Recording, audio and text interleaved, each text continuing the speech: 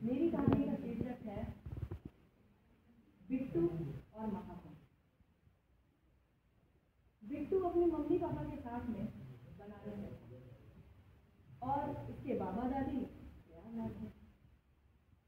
प्रयागराज में इस बार महाकुंभ लगा था। दादी ने संदेश भेजा कि इस बार तो एक हफ्ते के लिए आना ही आना है। बिट्टू क्लास 5 में पढ़ता था। गाड़ी की छुट्टियाँ थी। दादी ने कहा कोई बहाना नहीं, आना ही आना है, एक हफ्ते रहना है, बिट्टू की छुट्टियाँ चल रही है। बिट्टू के पापा ने कहा भाई तैयार हो, एक हफ्ते रहना पड़ेगा, कल्पवास में। बिट्टू सोचने लगा कि लोग घर में रहते हैं, कल्पवास में रहना पड़ेगा, क्या चीज़ है कल्पवास। बहुत दिमाग लगाया बिट्टू, समझ नहीं आ रहा था कल्पवास मतलब कल्पना विवाह। अच्छा दादी से पूछूंगा बिट्टू चला आया यहाँ आया तो देखा इसको बहुत सारे कपड़े के घर दिख रहे थे, नदी किनारे गए। पापा से पूछा उसने कि पापा ये इतने सारे कपड़े के घर क्यों हैं? हम लोग तो सीमेंट वाले में रहते हैं बढ़िया, यहाँ कपड़े के घर क्यों है?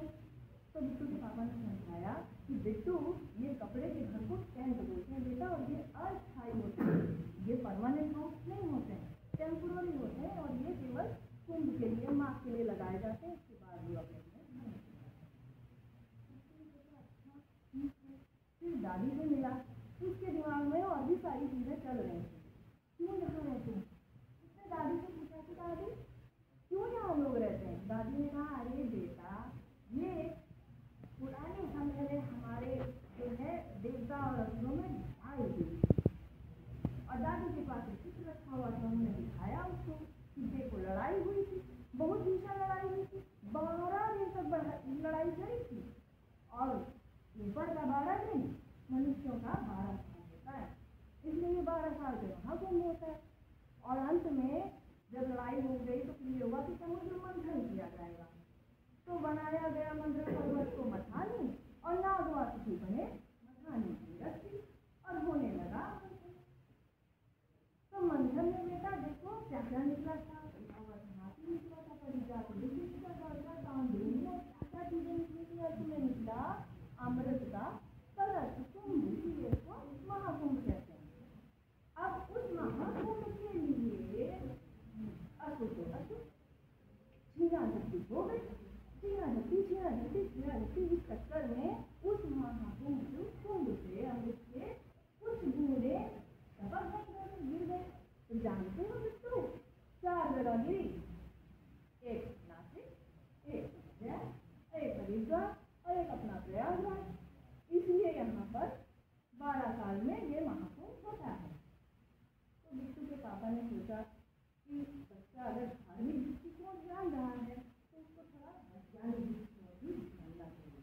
बिट्टू के पापा को पता, तो मैंने कहा बिट्टू जानते हो क्या वैज्ञानिक का रंग है? वो क्या पापा? तो उन्होंने कहा कि 12 राशियों में बृहस्पति ग्रह 12 राशियों में 12 साल में भ्रमण करता है, और जब बृहस्पति ग्रह कुंभ राशि में आता है और सूर्य मेष राशि में जाता है तो ये महाकुंभ होता है। और वैज्ञानिकों का कहना है कि जब ग्रह नक्षत्र का ये बनता है स्थान इस तरह का, तो उस समय गंगा जल में औषधि गुण बन जाते हैं। इसीलिए लोग गंगा जल इसी समय लेके जाते हैं, इसलिए सारे लोग लेके जा रहे थे जीवन में, तो इसीलिए लोग लेके जाते हैं औषधि गुण के कारण। तो पापा ने कहा हाँ बेटा। फिर बेटे ने कहा अरे पापा ये जो लोग आ रहे हैं कपड़े भी नहीं पहने हैं, कि ठंड में हम लोग तो जैकेट पहने हैं, ये लोग कपड़े नहीं पहने, ना ढेर सारा पाउडर लगा रखा है इन लोगों ने, ये लोग क्यों कौन है? तो बिट्टू के पापा ने बताया बेटा ये पाउडर नहीं है, ये भूत है, और ये लोग साधु सन्यासी हैं, ये इसलिए यहाँ पे नहान करने के लिए आए हैं।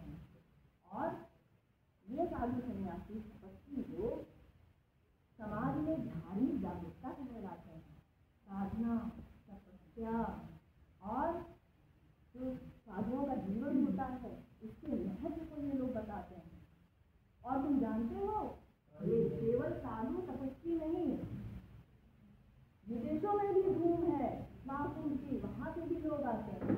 और इस तरह से बिट्टू ने दिमाग में रोशनी देखी तो उसको सच में लगा कि सारे जगह रहे हैं। और उसमें फिर प्रयागराज घूमा, उसके पापा ने प्रयागराज दिखाया, प्रयागराज में कितनी चीज़ें बदल गई हैं, कितने सब कुछ चेंज हो गया है। वो सब देखते हुए प्रयागराज प्रयागराज के यहाँ के धार्मिक महत्व के, धार्मिक, सामाजिक और आर्थिक मूल्यों को, उसमें शॉप देखी, उसको भी पापा ने बताया, चलने को भी ऐसे हम जल्दी जल्दी शॉप देखी, उसके लिए भी बता